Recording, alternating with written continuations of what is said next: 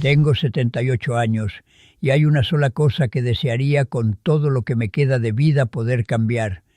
No es una decisión de negocios, no es una inversión que salió mal, no es ninguno de los fracasos profesionales que alguna vez me quitaron el sueño.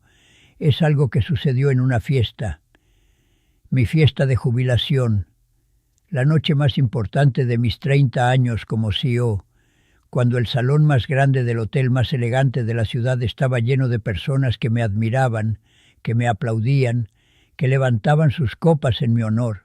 Y mi hijo Mateo, al que le pidieron que dijera unas palabras sobre mí frente a todos, se acercó al micrófono, me miró directamente a los ojos y dijo en voz baja: honestamente, no lo conozco bien.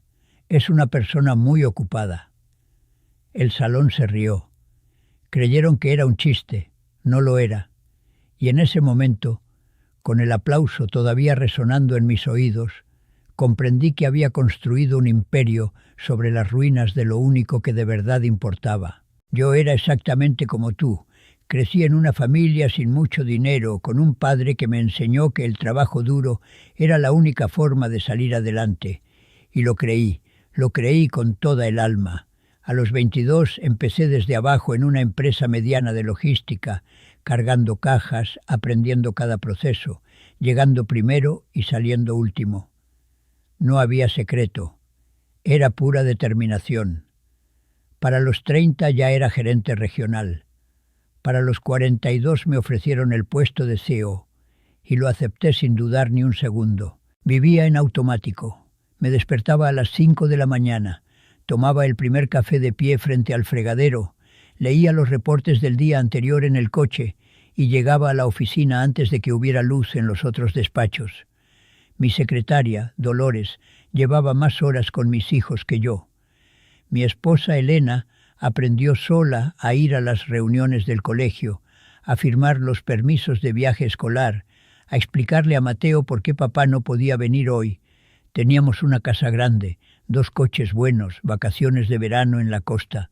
Desde afuera lo teníamos todo. La noche que todo cambió fue un martes en el otoño de 2020. Tenía 72 años. Hacía 3 semanas que me había jubilado. La fiesta de retiro fue espectacular.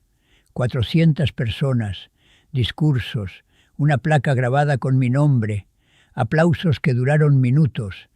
Y en el centro de todo ese ruido, mi hijo de 39 años, un hombre adulto con su propia vida, su propia familia, sus propios silencios, caminó hacia ese micrófono y le dijo a todos la verdad que yo había ignorado por décadas. Esa frase me siguió a casa, me siguió a la cama, me sigue todavía hoy, aquí, a los 78 años, mientras te hablo. Durante 30 años me dije lo mismo, todos los días, como un mantra, como un escudo: lo hago por mi familia. Esa frase lo justificaba todo: las noches ausente, los fines de semana con el teléfono pegado a la mano, las vacaciones interrumpidas, el partido de fútbol de Mateo al que no llegué, la graduación a la que llegué tarde y me fui antes del final. Todo quedaba absuelto con esa frase: lo hago por ellos. Pero esa es la gran mentira que nos venden desde jóvenes. Nos dicen que si trabajas más, si llegas más lejos, si consigues más, entonces tu familia estará más segura, más feliz, más completa. Y tú lo crees. Yo lo creí. Pasas los primeros 10 años escalando porque necesitas establecerte. Luego los siguientes 10 porque ya estás comprometido y no puedes parar. Y luego los últimos 10 porque ya es demasiado tarde para cambiar y la inercia te arrastra. La rueda sigue girando y tú sigues corriendo, y nunca te detienes a preguntar para quién corres realmente. Déjame ahorrarte 20 años de arrepentimiento con lo que voy a decirte ahora. Lo hago por mi familia es la frase más peligrosa que existe, porque convierte el abandono en sacrificio, convierte la ausencia en virtud. Y mientras tú te convences de que eres un buen padre, un buen esposo, una buena madre, tu familia aprende a vivir sin ti. Y eso, una vez que ocurre, no tiene vuelta atrás. Hay un jueves por la noche de octubre de 1996 que no puedo sacarme de la cabeza. Mateo tenía 15 años y había quedado finalista en un concurso de oratoria del colegio. Llevaba semanas ensayando. Elena me lo había recordado 4 veces esa semana. Yo anoté la fecha en mi agenda, pero esa tarde surgió una crisis con un proveedor en el norte y tomé la decisión que tomaba siempre. Primero el trabajo. Llamé a Elena desde el coche y le dije que no llegaría a tiempo, que lo sentía, que mañana lo hablábamos. Cuando llegué a casa pasada la medianoche, todo estaba apagado. Sobre la mesa de la cocina había una hoja doblada. Era el discurso de Mateo, escrito a mano, con su letra de adolescente. No sé si lo dejó para que yo lo leyera o si simplemente lo olvidó ahí. Lo leí de pie, con el abrigo todavía puesto, bajo la luz amarilla de la cocina. El discurso trataba sobre los héroes cotidianos, sobre los hombres que están presentes. No guardé ese papel. No sé por qué. O quizás sí lo sé, y esa es la parte que más duele. La otra historia es la de Carlos. Carlos era mi mejor amigo desde los 20 y tantos, mi socio de los primeros años, el hombre que me conocía mejor que nadie.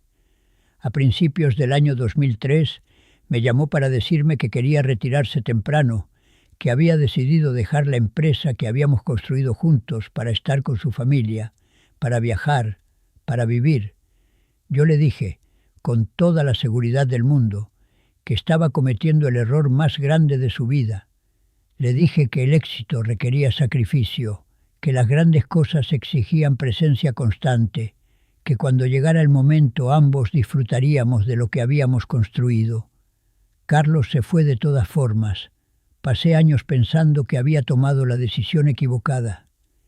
En la primavera de 2014 me llamaron para decirme que Carlos había muerto de un infarto. Tenía 64 años. Cuando fui al funeral, su hija mayor me tomó de la mano y me dijo: «Mi papá hablaba de ti siempre. Decía que ojalá hubieras hecho lo mismo que él». Lloré en ese cementerio como no había llorado en décadas, no por Carlos solamente, lloré por mí, por los años que yo también había cambiado sin darme cuenta. Esto es lo que aprendí, no en un libro, sino con el cuerpo, con el tiempo, con la cara de mi hijo frente a un micrófono. El tiempo no es un recurso que se administra, es el material del que están hechas las personas que amas. Cada hora que le das a algo, se la estás quitando a otra cosa. Y las personas que más te quieren, las que más te necesitan, son las que menos van a reclamártela porque te aman. Tu hijo no va a presentar una queja formal. Tu esposa no va a enviarte un memorando.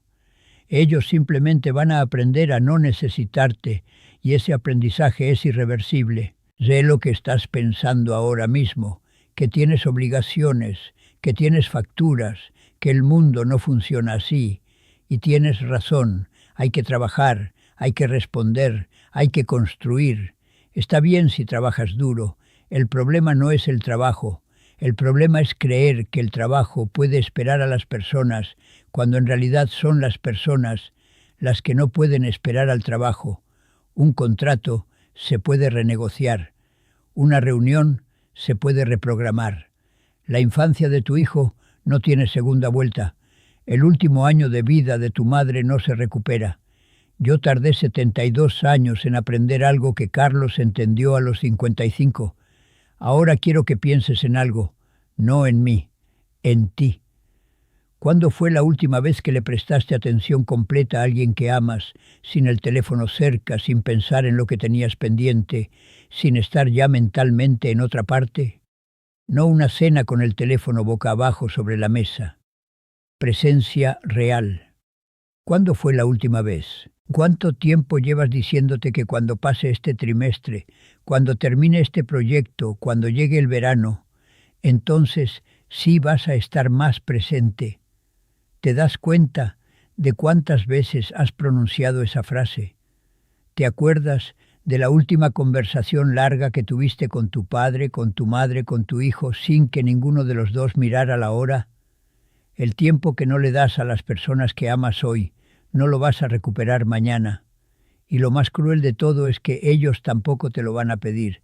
Van a seguir adelante, van a construir su vida y tú vas a ir quedándote atrás, muy despacio, sin que nadie lo anuncie, hasta que un día te des cuenta de que eres el desconocido en tu propia historia.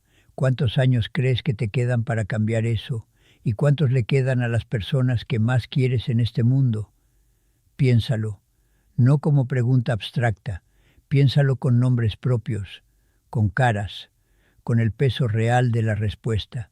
Tengo 78 años, y si pudiera volver atrás, si pudiera hablarle al hombre de 42 años que aceptó ese cargo de CEO con tanto orgullo, le diría una sola cosa: el trabajo te va a recordar en una placa, tu hijo te va a recordar en todo lo demás. Le diría que apague el teléfono los domingos, que vaya a los partidos de fútbol aunque llueva y aunque esté cansado, que las conversaciones con Mateo en el coche de camino al colegio valían más que cualquier reunión de consejo. Le diría que se siente en el suelo a jugar, que pregunte cómo estuvo el día de verdad, que escuche la respuesta sin pensar en lo siguiente.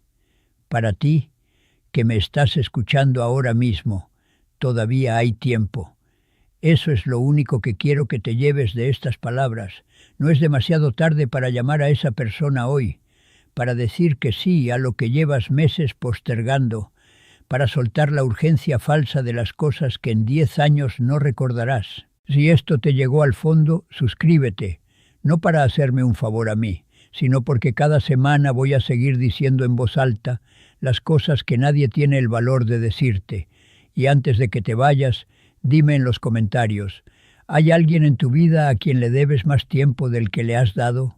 La última vez que vi a Mateo me abrazó en la puerta de su casa y me dijo: «Me alegra que por fin tengas tiempo, papá». No fue un elogio, fue un epitafio,